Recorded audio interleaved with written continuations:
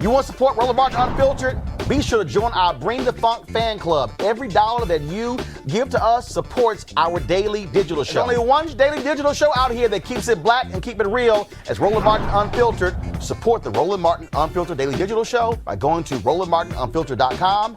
You can make this possible. All right, folks. Today, the Democrats gave their final arguments in the opening statements in the impeachment trial of Donald Trump before the United States Senate.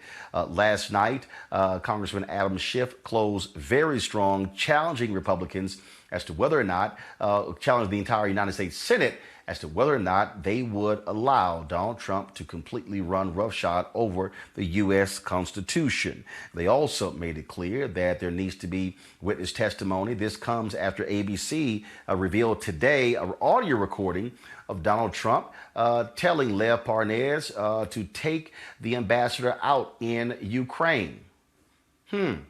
Sounds like something that John Gotti would say. Here, folks, is Adam Schiff, as well as Congressman Hakeem Jeffries and Congresswoman Val Demings, making the argument as to why the United States Senate should vote to convict and remove Donald Trump as president of the United States. This brings me to the last point I want to make tonight, which is when we're done, we believe that we will have made the case overwhelmingly of the president's guilt. That is, he's done what he's charged with. He withheld the money, he withheld the meeting, he used it to coerce Ukraine to do these political investigations, he covered it up, he obstructed us, he's trying to obstruct you, and he's violated the Constitution. But I want to address one other thing tonight. Okay, he's guilty. Okay, he's guilty. Does he really need to be removed? Does he really need to be removed? We have an election coming up. Does he really need to be removed? He's guilty. You know, is there really any doubt about this? I mean, do we really have any doubt about the facts here? Does anybody really question whether the president is capable of what he's charged with? No one is really making the argument Donald Trump would never do such a thing. Because of course we know that he would, and of course we know that he did. It's a somewhat different question, though, to ask, okay, it's pretty obvious, whether we can say it publicly or we can't say it publicly, we all know what we're dealing here with this president. But does he really need to be removed? And this is why he needs to be removed. Donald Trump chose Rudy Giuliani over his own intelligence agencies. He chose Rudy Giuliani over his own FBI director. He chose Rudy Giuliani over his own national security advisors. When all of them were telling him this Ukraine 2016 stuff is kooky, crazy Russian propaganda, he chose not to believe them. He chose to believe Rudy Giuliani. That makes him dangerous to us, to our country. That was Donald Trump's choice. Now, why would Donald Trump believe a man like Rudy Giuliani over a man like Christopher Wray? Okay? Why would anyone in their right mind believe Rudy Giuliani over Christopher Wray?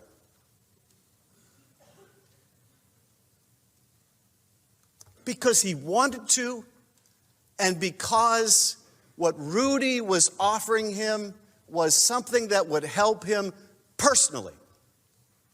And what Christopher Wray was offering him was merely the truth. What Christopher Wray was offering him was merely the information he needed to protect his country and its elections. But that's not good enough. What's in it for him? What's in it for Donald Trump? This is why he needs to be removed. Now, you may be asking, how much damage can he really do in the next several months until the election? A lot. A lot of damage. Now, we just saw last week a report that Russia tried to hack, or maybe did hack, Burisma. Okay? I don't know if they got in. I'm trying to find out. My colleagues on the Intel Committee House and Senate, we're trying to find out, did the Russians get in? What are the Russian plans and intentions? Well, let's say they got in. And let's say they start dumping documents to interfere in the next election. Let's say they start dumping some real things they hacked from Burisma. Let's say they start dumping some fake things they didn't hack from Burisma, but they want you to believe they did. Let's say they start blatantly interfering in our election again to help Donald Trump. Can you have the least bit of confidence that Donald Trump will stand up to them and protect our national interest over his own personal interest? You know you can't, which makes him dangerous to this country. You know you can't. You know you can't count on him. None of us can. None of us can. What happens if China got the message? Now you can say, well, he's just joking. Of course, he didn't really mean China should investigate the Bidens. You know that's no joke. Now, maybe you could have argued 3 years ago when he said, hey, Russia, if you're listening, hack Hillary's emails. Maybe you could give him a freebie and say he was joking. But now we know better. Hours after he did that, Russia did, in fact, try to hack Hillary's emails. There's no mulligan here when it comes to our national security. So what if China does overtly or covertly start to help the Trump campaign? You think he's going to call him out on it? Or you think he's going to give him a better trade deal on it? Can any of us really have the confidence that Donald Trump will put his personal interests ahead of the national interest? Is there really any evidence in this presidency that should give us the ironclad confidence that he would do so? You know you can't count on him to do that. That's the sad truth. You know you can't count on him to do that. The American people deserve a president they can count on to put their interest first. To put their interest first. Colonel Vindman said, here right matters. Here right matters. Well, let me tell you something. If right doesn't matter, it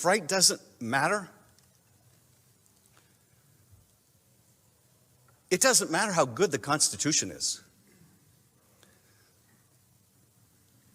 It doesn't matter how brilliant the framers were. It doesn't matter how good or bad our advocacy in this trial is. It doesn't matter how well written the oath of impartiality is. If right doesn't matter, we're lost. If the truth doesn't matter, we're lost. Framers couldn't protect us from ourselves if right and truth don't matter. And you know that what he did was not right.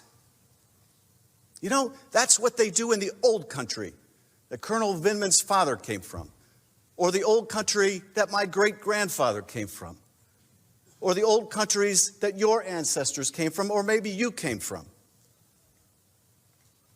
But here, right is supposed to matter. It's what's made us the greatest nation on earth. No constitution can protect us. Right doesn't matter anymore. And you know you can't trust this president do what's right for this country. You can trust he will do what's right for Donald Trump. He'll do it now. He's done it before. He'll do it for the next several months. He'll do it in the election if he's allowed to. This is why, if you find him guilty, you must find that he should be removed. Because right matters. Because right matters. And the truth matters. Otherwise, we are lost. This strongly suggests that there was an active attempt to conceal the clear evidence of the president's wrongdoing. Instead of addressing the president's misconduct, Mr. Eisenberg seemingly tried to cover it up. Why did Mr. Eisenberg place the July 25th call summary on a server for highly classified material? Did anyone senior to Mr. Eisenberg direct him to hide the call record? Why did the call record remain on the classified server even after the so-called error was discovered? Who ordered the cover-up of the call record? Who ordered the cover-up of the call record? The American people deserve to know. Now, there is one point that I would like to make very clear. President Trump's wholesale obstruction of Congress strikes at the very heart of our Constitution and our democratic system of government. The President of the United States could undertake such comprehensive obstruction only because of the exceptional powers entrusted to him by the American people. Only one person in the world has the power to issue an order to the entire executive branch. That person, senators, as you know, is the president. And President Trump used that power not to faithfully execute the law, but to order agencies and employees of the executive branch to conceal evidence of his misconduct. Now, I know that no other American could seek to obstruct an investigation into his or her wrongdoing in this way. We all know that no other American could use the vast powers of our government to undertake a corrupt scheme to cheat to win an election and then use those same powers to suppress the evidence of his constitutional crime. We would not allow, I am convinced that we would not allow any member of our state or local governments to use the official powers of their office to cover up crimes and misdeeds. As this body is well aware, mayors and governors have gone to jail for doing so. Sheriffs and police chiefs are certainly not immune.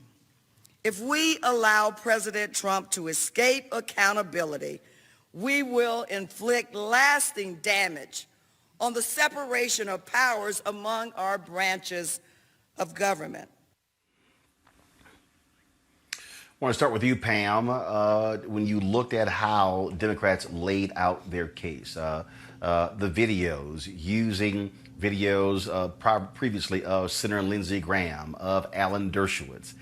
They even played a video today of the late Senator John McCain, the slide presentations. Your assessment of how the Democrats presented their case, and was it, in your words, your opinion, convincing? Well, Roland, I mean, it was a masterful presentation from all of the managers who spoke. The last one, Val Demings, did an excellent job. I don't think the question is about the competence of Democrats to put together a convincing case. I think the issue is you have a party that has decided it simply refuses to be convinced by anything. And I think at that point, what we're facing is not a difference of opinion. There comes a point when your refusal to accept truth is no longer about difference of opinion. It's about assaulting the truth speaker. Let me give you an example of what I'm talking about. If we were in a park and I got jumped by two people and they beat the dickens out of me, and two other people witnessed it. They saw my arms get broken, my hair pulled, and got kicked in the gut, and I tried to go after those two people. If the witnesses who saw it all, saw all the bruising, the bleeding, and everything, stood on a stand and said, well, We don't see that it's that big of a deal. Well, we don't know what we saw. It could have been dark. Well, you know, why are we even bothering with this? At that point, it's not a difference of opinion. At that point, they're trying to punish me for coming forward with my claim. And that's really what's happening here. The GOP is trying to punish the country, and most especially the Democrats, for having the nerve to come forward with this, because everybody knows what Donald Trump did, including Donald. Their position is, we don't care. But that's just another way of saying, we want to hurt you for bringing it up in the first place. Lauren, was interesting here as I looked at again the comments being made. Lindsey Graham at one point was complaining, all right, why do they got to keep repeating it? I heard it by the fourth time. Well, that's, as somebody who was a JAG prosecutor in the military, I think he understands how prosecutors are supposed to do their job. But to have Republicans who come out and who go, oh, nothing actually happened. Nothing happened whatsoever.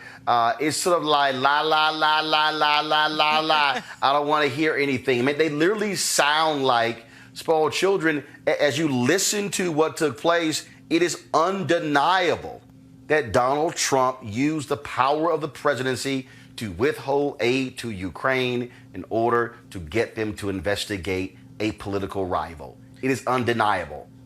Right. The facts are not really in dispute there. And actually, it would be interesting to see some of the Republicans argue that they're acknowledging those facts and that they don't think he should be removed from office anyway. That would actually be a coherent argument if you said, well, okay, these things are true, but we still don't feel he should be removed for these particular facts that are presented. Because remember, of course, we're not talking about some of the other things that could have been added to the articles, emoluments, and all sorts of things, using the office to gain financially. But frankly, I think the Senate is about to prove that Donald Trump is, in fact, above the law. I mean, this is a political moment, and no matter how coherent and rational these presentations are, and they are coherent and rational, most of the managers on the Democratic side, of course, are attorneys, and so they're arguing this sort of fact-based, reality-based, thing out there. But we're in with the political realm, and one thing that Trump and his folks are good at is understanding that you have to communicate. You got to put it where the goats can get them, as they say in communication. So they're not bothering with factual data. They're not bothering with reality. They're not even bothering with the details of the allegations. They're going above that, or they're completely ignoring the facts and just sort of going into the political realm and dealing with the people out there who are not following this on the micro level. So to me, it's kind of like it's obvious that Trump did these things. It's obvious that the Republicans can't make an argument, which is why they don't want any witnesses. The minute you start getting into the details of this case, they lose. They know that that's their kryptonite. They know that they cannot talk about any of the details of what happened because they know that Trump did it and Trump knows he did it. So that's not even an issue. But this president is not bound to respect the law. He will not respect the law. This is a gangster regime. This is a criminal enterprise. And it's right in front of everybody's face. And they're going to play this game of chicken and see if they can get away with it. And they probably will get away with it. The only good thing that comes out of this is that you do see Republicans. They started a group. You see some Republicans who started a group that are saying basically that this is outrageous. So the Republican Party is sort of starting to split in two. It's not just all political for some. That's at least good to see, Rick Wilson and his group. But other than that, we're about to see that this president, in fact, is above the law. Mellie, I look at Fox senior analyst Judge Andrew Napolitano, who actually wrote a piece on FoxNews.com website where he wrote, "What is required for removal of the president? A demonstration of Presidential Commission of High Crimes and Misdemeanors, of which, in Trump's case, the evidence is ample and uncontradicted." He goes on to make a number of other cases. He said that first of all, this is a story that was written. Napolitano makes his case by arguing that any Republican senator who whispered the idea that Trump will be acquitted are, quote, unworthy of sitting as a juror and has violated the oath of impartial justice and fidelity to the Constitution and the law. Last point here I'm going to read, and then you can respond. Judge Napolitano writes, I don't blame President Trump for his angst and bitterness over his impeachment by the House of Representatives. In his mind, he has done nothing wrong and not acted outside the constitutional powers vested in him, and so his impeachment should not have come to pass. Hence, his public denunciations of his Senate trial as a charade, a joke, and a hoax. His trial is not a charade or a joke or a hoax. It is deadly serious business based on well-established constitutional norms. And to last point, to what Lauren had to say, when you talk about how Trump is, I will say this, is pimping the American taxpayer. He is going to be visiting his resort Doral in Miami. The room rates at that hotel, which has actually been doing horrible since he became president, it's been losing money. The rooms average around $230. Trump is going to be visiting soon, and they've jacked the rooms up to $535.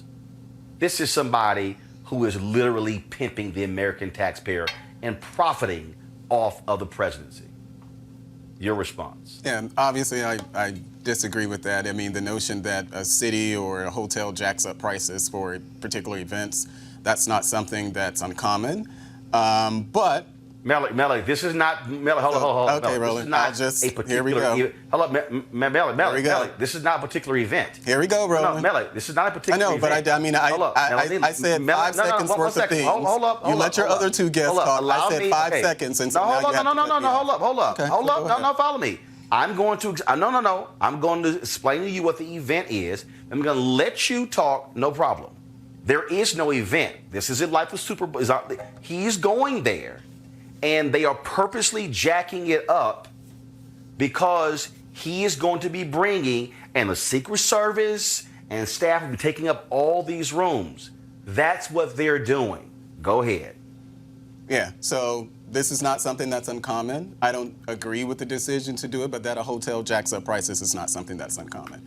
About the hearing itself, I don't doubt that, so tomorrow when Republicans actually start their defense, I don't doubt that the Republicans, there will be many people who will be disagreeing with what Republicans are saying. I think this is a lot of theater that we're seeing now. As far as Democrats are concerned, I don't know if any Democrat was more convinced in the past couple of days than they were when they voted for the articles of impeachment. I think this is something that Democrats have wanted to do all along. And so on the notion of just impartiality, I think we should really disabuse ourselves of the notion that somehow, whether it's in the House or in the Senate, that either side is impartial. We know that there have been people who've been calling for Trump's impeachment and voted for his impeachment since at least 2017. We know he's been protested against since the day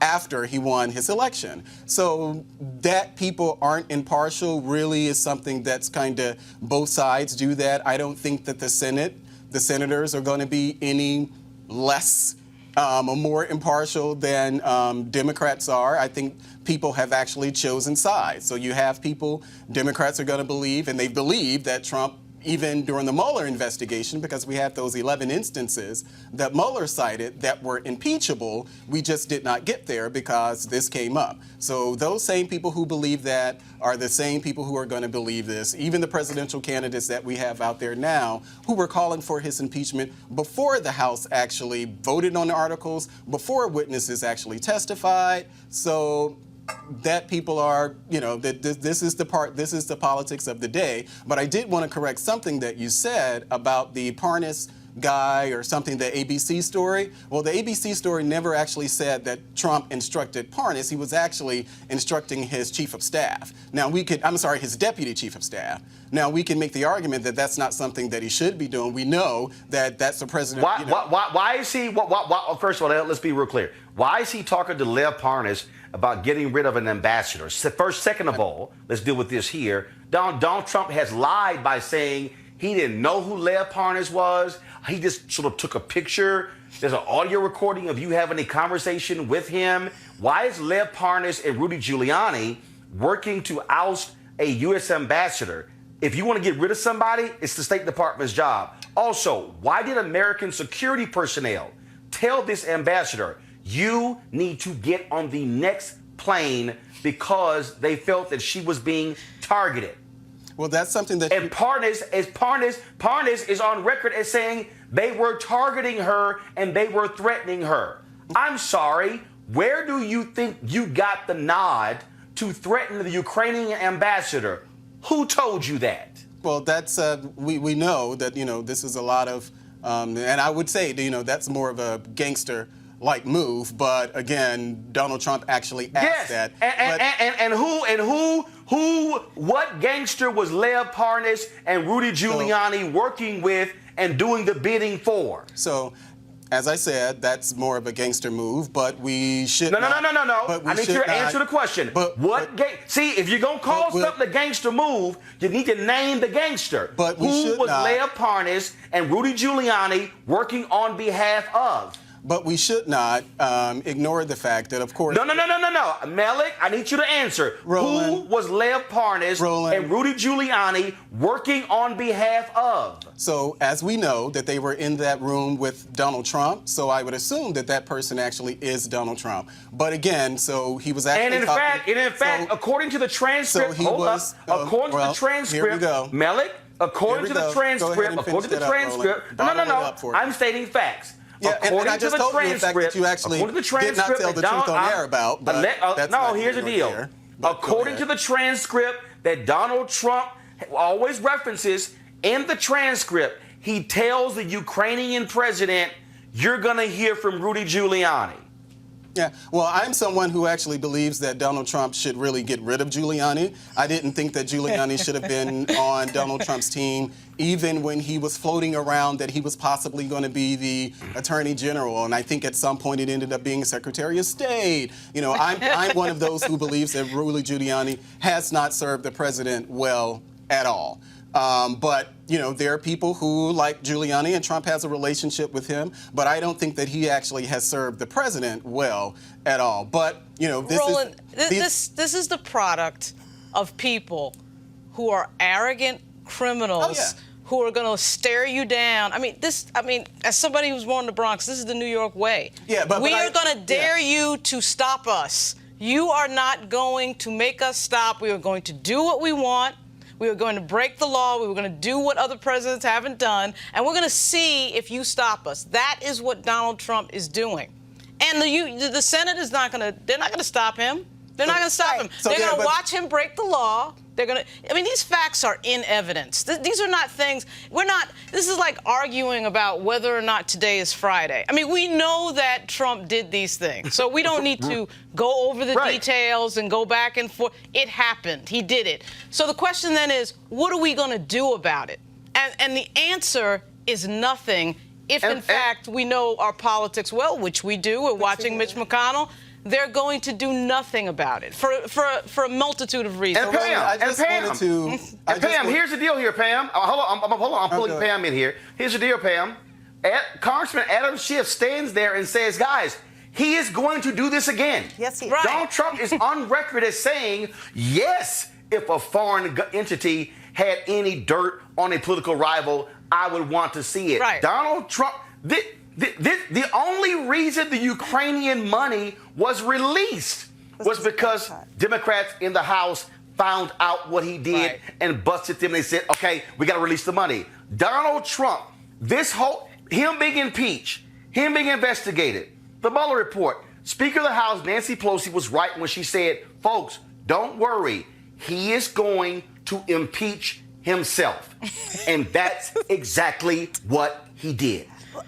Roland, I want to make 2 quick points here. First of all, I want to address the point that Malik made, which is, it's all political. We don't have to actually engage the evidence at all. Democrats didn't like him. Therefore, he should get to commit whatever crime he wants and not be held accountable because the Democrats always wanted to get him.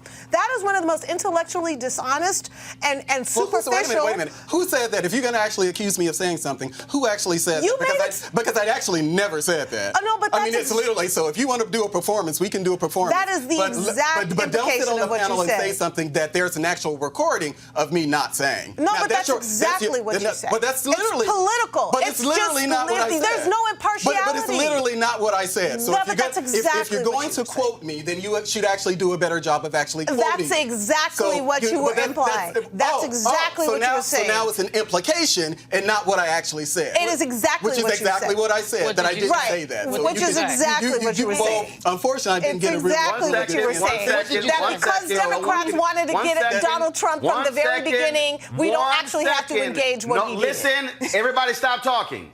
Everybody stop talking. No one can hear either of you. Pam, finish your point, and then Mellie, you'll get to make your point. Pam, go. I take issue with the notion that because people wanted to get Donald Trump out of office from the very beginning, we now no longer have to examine what he actually did. There were people who wanted to get Barack Obama out of office from the very beginning. Barack Obama just chose not to indulge them by doing a bunch of crime. Donald Trump did the crime. He did the crime. The fact that there are Democrats who don't like him is irrelevant. If they actually put on sworn testimony, put in evidence, receipts, text messages, pictures, proof, if they put in evidence, it does not matter what their motivation was. At the end of the day, if he did the crime, he needs to do the time. That's the point I'm trying to make. This notion that a Senate should be, the impartiality of the Senate should be jettisoned because they just don't like Democrats is ridiculous. The oath that you take to the Constitution and upholding the rule of law is not dependent on whether you like or you don't like him. We're not getting rid of Donald Trump because we don't like him. We're not impeaching him because we don't like him. He indulged us by committing a bunch of crimes, and he got caught doing so. He doesn't get absolved from that because if you absolve him, somehow you give a benefit to the Democrats. He has to be held accountable one way or another. This notion that you don't have to actually engage the data, the facts, the evidence, the testimony, because, if you do so, that's going to help Democrats, that's obscene. That's an obscene miscarriage of what your oath is. And that was the point I'm trying to make. There is no justification for some unwillingness to actually look at the evidence. That's not justified. That's immoral. Yeah. So, Roland, now I can... Mellie? Yeah. Mellie, final comment. Yeah, so Pam did not tell the truth because that's not something that I actually said. And I'll repeat what I said again. We're at a time where Democrats are not going to believe that Republicans are sincere in investigating this. Republicans don't believe that Democrats are sincere. We know that both sides have come to this already pretty much decided which way they're going to go. Whether or not that was in the House or whether that's not in the Senate. There's not going to be any senator on the Democratic side or Republican side who probably will change their view about it. Now, what I do want to say is that I'm one of those who has said that there was nothing perfect about that call. I've said that on your show many times, and there have been many Republicans in the House and across the country who've said that Donald Trump shouldn't have made that ask on the call. You mentioned Judge Napolitano. I watch Fox all the time, believe it or not, and there was a good, healthy debate between Judge Napolitano and Professor Turley on whether or not what Donald Trump did is something that's actually impeachable. I think that if we're going to have an intellectually honest conversation, we can have... Okay, fine, Mellie, answer the question. Mellie, answer the question. Do you believe what Donald Trump did is impeachable? No, I don't. The man is a thug and a gangster, a white-collar thug, and if he was black, he'd be under the jail. Maybe Donald Trump is guilty. See, we want to play this game. Well, we know he did it. He stopped aid from Ukraine to kneecap Joe Biden. That happened. That factually happened. The question is that impeachable? You think it's right to hold up international aid to kneecap your political rival? Well, no, but just because you believe that's something you think that's okay? You think that's cool? Because that's something that you believe is impeachable. So if Barack Obama had done that, you'd be sitting here like, oh, that's cool, that's all right, let's not impeach him. Well, as someone who actually voted for Barack Obama, and here's the thing, Malik. I actually would say we're not even talking about half the stuff Trump did that we could have added to the article. Well, you could have added That's the what 11. I'm saying. You could have We're only doing two. We're only doing two. That Mueller came, Look, but you did not. It's not going to happen for this part. You're right about for political reasons, because of course the Republicans don't care. They're thinking about their constituents and they're going to let them off. So here it is. You're literally proving so my basically, point. they're going to say, "Oh, it's okay, it's good, Okay, folks, it's all good." Everybody pipe down. Everybody pipe down. Republicans going to let them off. Everyone pipe down. That's the way it Everyone stop talking. Everyone stop talking. No one can even hear what any of y'all are saying because it sounds all mumbled, because that's how it sounds on my end, and none of that sounds at home. I'm sure it does. Republicans are going to present for 1 second. Like Republicans will present 3 hours tomorrow. Excuse me. I'm talking. Yeah, Republicans will start their. I'm talking. Republicans will start their presentation tomorrow, 3 hours. They will pick it up on Monday. We will be discussing it on Monday. All right, folks, back to that Roland Martin Unfiltered video in just one moment. All right, folks, please join Reverend Dr. Jackie Hood Martin for an online masterclass that she is leading and that engages others to think like a leader. Many of you folks are looking to enhance their leadership skills or that of their team in 2020. So you can join this online course and mastermind group called How Successful People Think. Now, the offer expires February 28th, and so you want to go ahead and register now. So to register, go to www.live2lead, live, L-I-V-E, the number 2, lead, LEAD.com/Leesburg. Again, the address is www.live2lead.com/Leesburg. Again, it is the online class, How Successful People Think. And so there are a lot of folks out there, of course, who have life coaches and folks who are trying to get them to teach them to learn how to lead. And Dr. Jackie Hood Martin is a certified instructor through John Maxwell in his courses there. And so you definitely can take advantage of that. And again, last one, the website again is www.live2lead.com/Leesburg. Now back to your Roland Martin Unfiltered video.